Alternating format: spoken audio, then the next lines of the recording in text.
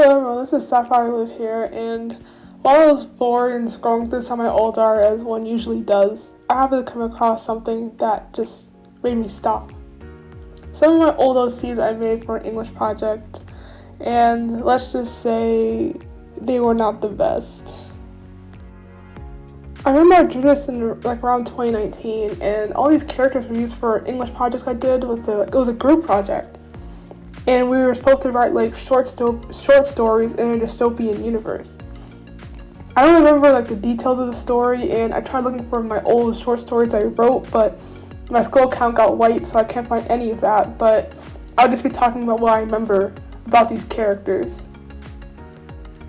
So now we're going into the speed paint for these characters. So the only character's name that I remember was not the one drawing right now. Her name started with an M. It was Marriott or something. But the one next to her, the one that's gonna hold the gun, I remember her name was Samantha, and she was a character I remember writing a short story for. Because the other three characters, the rest of the people in my group actually wrote their stories.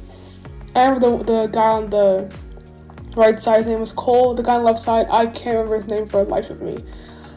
So there's a dystopian universe, and the first girl who I'm drawing right now, she was the daughter of some really important figure or something, that the one in the government leading the dystopia.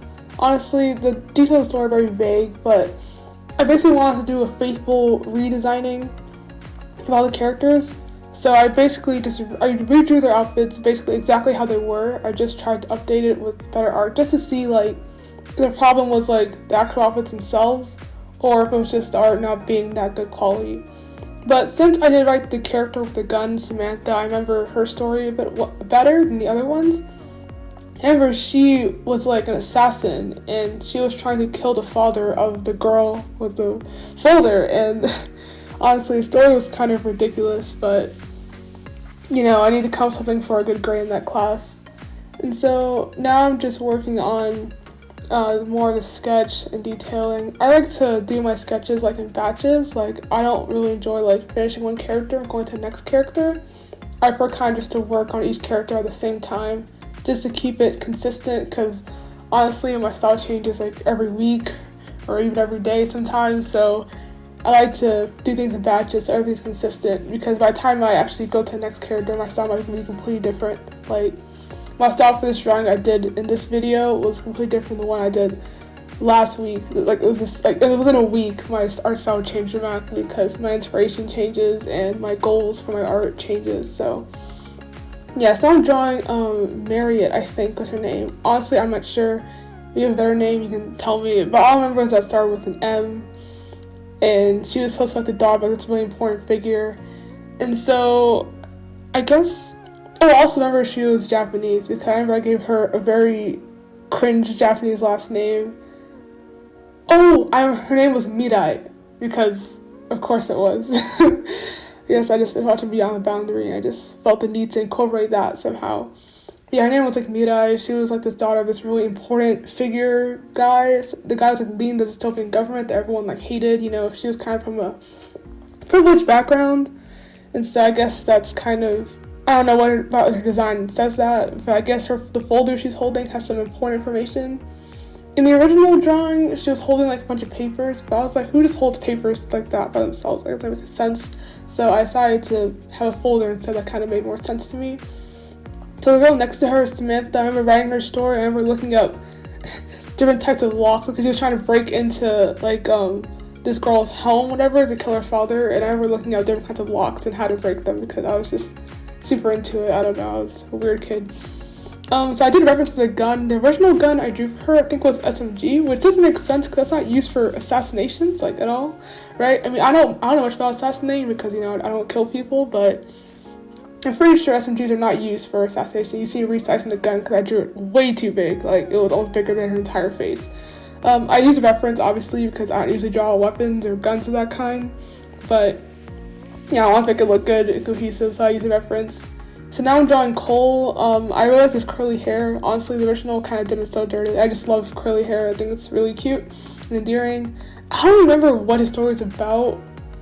I just remember something to do with he was like stealing something. He wanted money. Like that's what he was supposed to be holding, and whatever that cursed image of a bag was, I don't know what that was supposed to be, but yeah, he's supposed to be holding like money or something. Then he just stole money. I don't remember why. Like as I said, I can't find the story anywhere. Now I'm drawing the character whose name I genuinely do not remember, like at all. I think it started with a D or something, but for life of me, I don't remember because I only wrote one of the stories, and the rest of my group wrote the other ones. Some of them were better than others. I think mine was pretty like okay, but some of them was like kind of questionable. I won't lie. Like the story was like, oh, that's not what I had in mind. But it was interesting seeing how we all took different concepts and had different characters in this world. So I remember his original design, like his hair was just, oh, every time I see it, it makes me cringe. Like in my entire being, I just can't stand it. Like. So I decided to give him more like dreads because, you know, that's like an actual hairstyle. I don't know what that hairstyle was before. I also gave him dyed blonde hair because I thought it looked nice. So now I'm just doing inking and stuff. Honestly, this part's kind of boring. But yeah, honestly, I wish I could remember more of the story. I wish my skull count wasn't white because it'd be really fun to do a reading of what these characters' actual stories were like.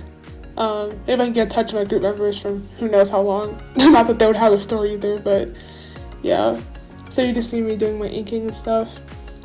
I'm trying out this new style. In my new style that I'm doing. I'm trying to have more lines in like stuff like hair and clothes because I noticed that I prefer to draw it out in the inking stage. When I get the coloring stage, I get kind of caught up. So sometimes I forget to add certain things I would have added before. So I try to add in the inking and just use the coloring stage kind of as a mind-numbing process. Just listen to YouTube and watch videos and stuff instead of having to think too hard. I know it sounds weird, like, not to think about drawing, but honestly, like, when I draw, I usually, like, you draw while listening to things. I can't really just draw in, like, complete silence. And so, usually I'll play videos in the background, and I only really focus on during the sketching phase. That's why I try to nail everything. The sketching and sometimes inking phase, depending on how messy or how neat my sketch was.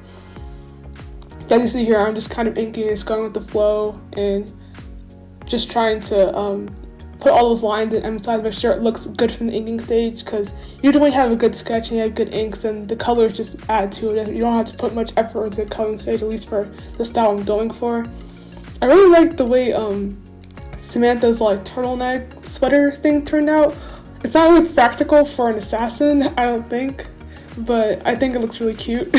But in terms of actual practicality, I don't think any of the clothes are really practical. Except for Mita, I guess, because she's just kind of just there. She doesn't really do like much action stuff. But for Samantha, especially with her gun and stuff, like I don't know where she would put the gun. Like I don't know why she's just wearing shorts, because she's like crawling around things. Like I feel like that's kind of dangerous, like for her knees and stuff. But there wasn't really much logic when I made that. It's like, oh, what looks cool? I just drew it.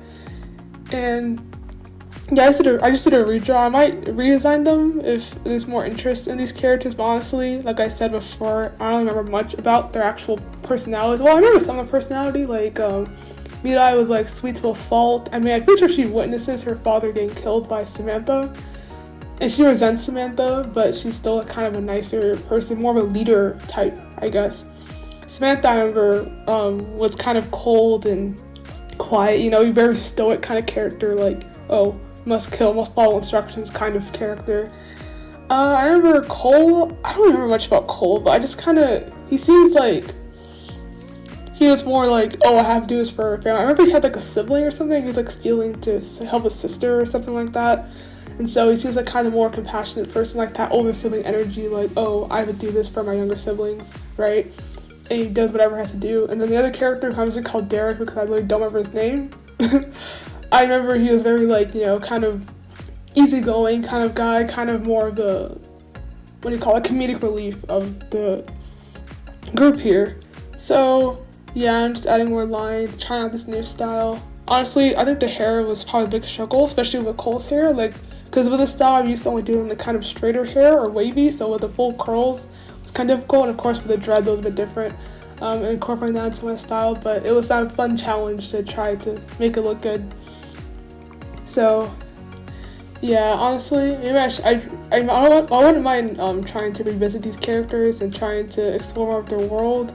Honestly, since I wrote it such a long time ago, I'm pretty sure the actual story was not that great. Maybe it's it was actually a blessing in disguise that I can't find it anymore, because I'm pretty sure I would be even worse in this drawing. And I don't know why I had this drawing instead of the actual story. I remember we did the story, and I remember making that original drawing. We showed it to the rest of my group, and oh, there it is. Oh, God. Yeah, I referenced the character. Sorry, just saying it again made me, freak out. But yeah, I remember trying to run it out to my group, and they thought it was fine, but again, the standards are kind of low. But yeah, I guess I'm happy they liked it. I don't know if I'll show them this one, because I haven't talked to those people in who knows how long. But, you know, I guess it'd be funny. So, as you can see here, I referenced some of the colors, but I did change most of them. I just wanted to get the general vibe. I wanted the more colors more cohesive with one another. Oh, as you see, I filled all the colors, but then I do them all separate layers, kind of like keep my work organized. So here you can see I'm shading the skin. And I try not to go too overboard with the shade. I try to keep it quite simple, because I prefer that kind of cleaner, like cell shade look for this new style, because I think it looks nice. I mean, I used to have a style that was more watercolory and stuff, but I think I prefer more of those sharp edges, just like that sharp kind of cell shade style. And of course there's some like depth and stuff, I add some colors for shading, but I prefer like that more sharp, cohesive style. So you can see me shading the hair and stuff. This took a while, because I'm still trying to figure out what works with this kind of hair shading, what doesn't. So you can see me kind of struggling. So where to put the shades, not to make it look too much, not to make it not too overbearing, but at the same time actually show depth. A little bit depth, you know, still very poppy, but just have that little bit of shading there. And as you see, I shade on full opacity, so it looks kind of ugly. Honestly, I hate this stage, it looks so ugly. But it's just because I'm kind of blind, so if I shade anything lower, I generally just can't see, and usually my shading will be messier. So I have that thing at full opacity, so I can see exactly where the colors are going. And then of course I'll lower it later, so it doesn't look like cursed. And it's kind of funny, because when I used to draw original, when I first got digital art, I didn't know you could just change the opacity. People were like, oh, shade of purple for your multiply layer. And I was like, okay, so shade of purple, and I just left it like that. Like, I didn't lower the opacity or anything, so it looked awful. I'll try to blend it out, but it wasn't doing me any favors. So you see me doing the hair highlights and stuff. I like the way the hair highlights look in this style, the kind of sharp contrast. And of course, I do little transparency airbrush for the shading. So I see me shading the rest of the clothes and accessories and things like that. I used to do that last, because this stage usually is where it's most tiring for me, because after shading the skin and the hair, I get kind of tired. So I kind of like the style, because it kind of takes away that thought process when I'm shading clothes, because usually here I'll be trying to find where the folds are, but since I've already inked them beforehand, I'm just fixing up and emphasizing on work that I've already done. And so it's kind of nice just going through the motions of everything, so it doesn't require that much thought. I really like the way the tone that came out. It was so cute. Honestly, I would want something like that in my wardrobe. Not that it makes any sense. Like, I like all their designs though, and their colors, things like that. I think it's improved much more over the original. I mean, it's kind of hard to do. It was a very low bar to start with. And honestly, these characters were kind of interesting. Since I only wrote one full story for them, I mean, I knew all the general characters, but I only wrote one full story, so I'm kind of more drawn to Samantha because of that. But I do like all their designs, and I don't remember, like, if we officially decided that these are the actual designs or not, like, for the group project. I remember showing this to my class, and I showed it to my class, because I was so proud of that drawing, even though it was just, that's so embarrassing. I tried to think about it, but, like, yeah, I mean, I'm gonna agree on the project and stuff, but honestly, I wish I maybe did not draw that, or drew it better. But shading, add some airbrush, just have more depth in the shading. Now I'm shading the eyes. The most fun part, also it's fun because it's almost done. See, adding some extra shading, and there we go. Thanks so much for watching this video. It means a lot to me that you sat through all of it and just heard me ramble about these characters I barely remember anything about. But, you know, if you liked it, you know, make sure to subscribe to my channel, leave a comment. I'm still kind of new to this YouTube thing, but I really want to share my art out there and my character designs and stuff, so it really means a lot to me if you help support. Thank you.